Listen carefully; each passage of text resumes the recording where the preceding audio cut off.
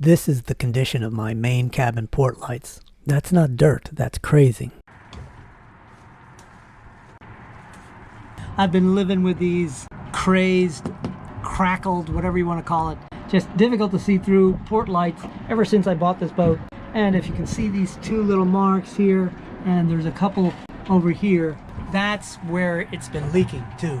So anytime it rains, it drips, and I can barely see through this thing. It's time to change this thing out.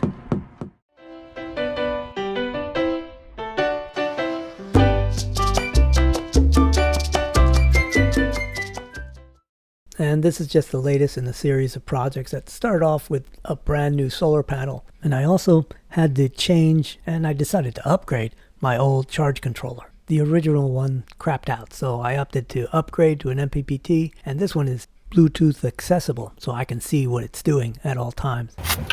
So it's plugged in and operational and sending me about 23 watts, even though the sun is super low. And I'm doing all this work because there's some big changes coming. I have kind of a big announcement about Zephyr, my CNC 27, and maybe a future boat. Stick around, I'll show you what I'm talking about. First step is going to be to take these screws out. Now these screws are not original equipment. Former owners have added these things, as I guess the thing started to leak and they thought it would help. Now to cut all the caulking out, I'm using a razor knife, so I've got to be a little careful I don't cut myself open. Of course, cutting away from myself would be the way to go, but it's almost impossible in this posture.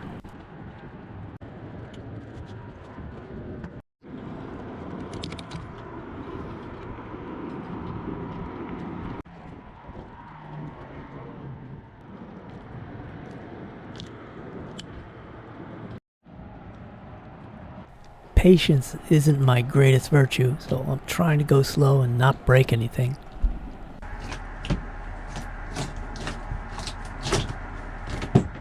I'm glad I didn't break anything.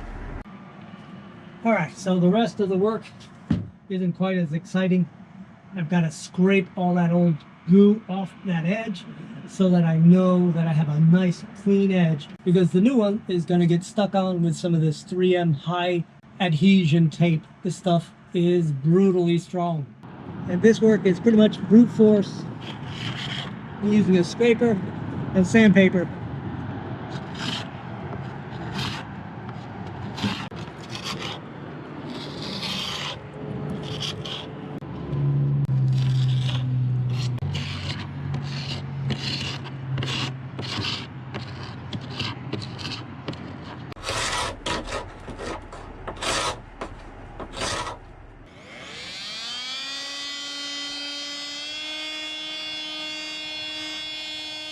I've got it pretty nicely sanded, top and bottom.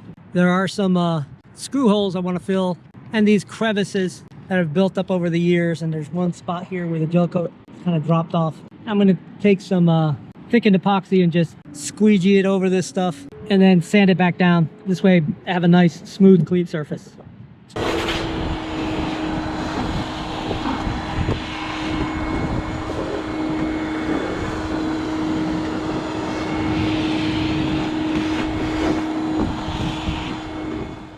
The weather is going to be critical because I won't be able to finish this thing all in one day, since I've got to add a little bit of thickened epoxy to fill in all these little cracks and holes.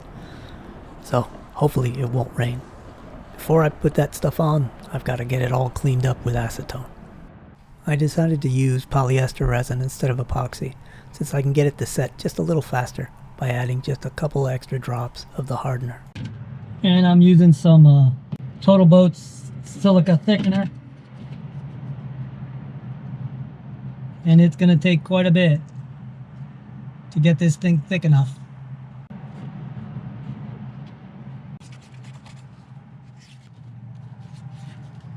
Alright, that's a lot more like it. Definitely isn't oozing or running, so I've got to work with a little bit of patience here. I've got plenty of time.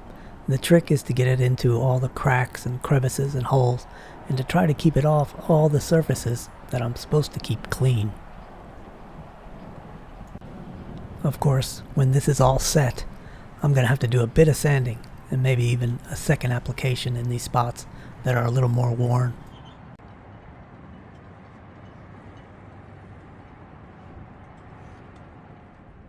All right, doesn't look like we made too much of a mess on the inside, but a little bit of acetone on a paper towel takes care of most of it anyway. Now it's a matter of waiting for this to set up. And in the meantime, we got to cut out the new window. So I'm going to use the old window as a template, but I don't want to cut it here because I don't want to get all that plastic into the river. So we'll go back to the workshop.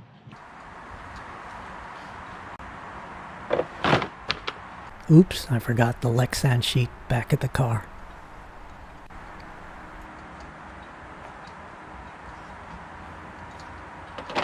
Before I can move on, I've got to clean off all the excess silicone that was on this thing so I can get a nice straight line when I use this as a template.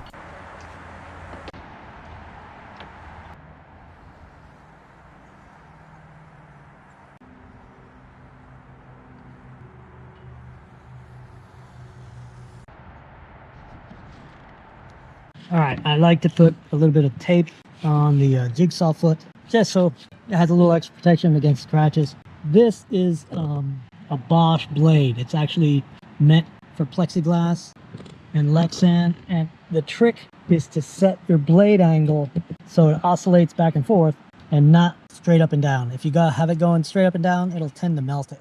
Now, truth be told, I've already done all this work on the starboard side, and I got a little experience getting this thing cut out, and the results, I think, were really good. So I'm confident that this one will work out.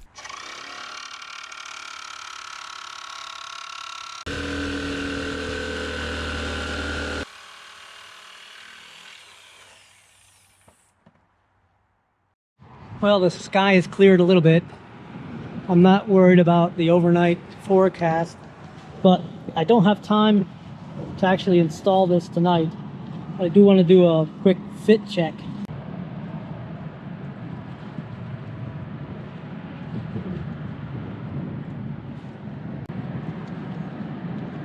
I think I'm going to need to take a little off these end edges just so I have a better gap. The epoxy's still pretty tacky, so I'm going to give that another hour and see if it sets up. If not, we'll have to just tape over it.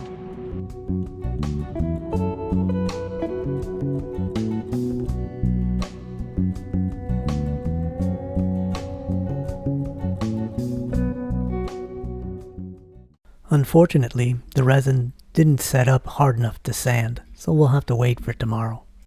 Well, I'm not happy leaving it like this, but it's not going to rain. I hope. I just hope that birds don't take up residence overnight. So it's a matter of cleaning up the mess, heading home. We'll be back tomorrow to finish the job.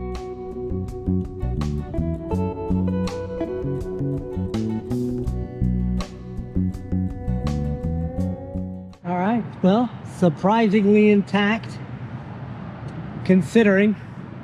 The first order of business this morning is getting off this masking tape and throwing it into garbage, and then masking off the rim of the window so I don't get a bunch of black caulking all over the side of my boat. And then I have to do a bunch of sanding to smooth off that thickened resin that I put on yesterday. Alright, I've got the inside taped off too. Not that that's going to be very critical because I don't think any of the sealant, which I'm using Sikaflex, I don't think any of that is going to ooze past the tape that I'm putting on. And this stuff is the 3M VHB. VHB is very high bond. This stuff is super powerful, especially if you use, this stuff is an adhesion promoter by 3M. It's designed for this. There's a glass vial in there you just break. You've got a little bit of a sponge and you just wipe it on whatever surface this has to stick to. The adhesion promoter dries pretty quickly and will evaporate in the little wand pretty quickly too. So you gotta move fast, and it'll eat up quite a bit of the material because this surface is pretty porous. I went through 3 wands to finish, and then you just apply the tape straight on top.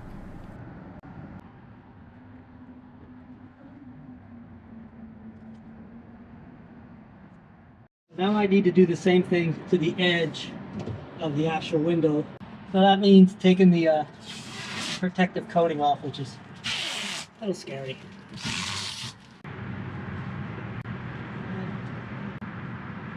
And because this stuff isn't porous at all, one of them will do it. The critical part now is getting this thing aligned as I push it in, because once it makes contact with that adhesive, it ain't coming off. So I got to line it up perfect. So I'm going to put a couple of little tabs to use as alignment. And this is what I'm talking about. I've got 4 of them made up, but first I've got to take off the tape backing.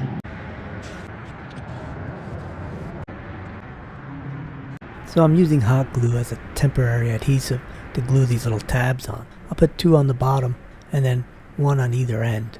The idea is they help me align it and they set the caulking gap. This is the most critical point in the whole project. I've got to get this thing on in one shot. You don't get a second opportunity. Luckily, I got it almost perfect. It was a little bit shifted to one side, but okay. Alright, now with these handles on the inside, I'm going to go ahead and put some rope on here and tension it back, maybe to the table. Alright, hopefully those things stay stuck on there for a little while. I'm going to go take a break, maybe grab something to eat. I don't really want to put the sealer on the outside yet because it's just way too sunny and hot, and this stuff will skin over way too fast and I won't be able to clean it up. So I'm going to wait till the sun is going down a little bit.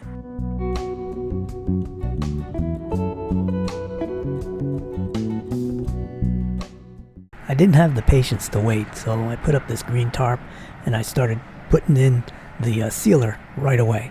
And right away, I realized I was going to have a little bit of a problem. It was really hard to get out of the tube, no matter how hard I squeezed on that handle. Right about this point, the handle got a little easier to squeeze. But I've experienced this before, and I knew there was something going on. I was afraid that the tube had actually burst inside the gun, and now I wasn't going to be able to get everything out of that tube. And in fact, right here, I was almost done with everything that was actually coming out.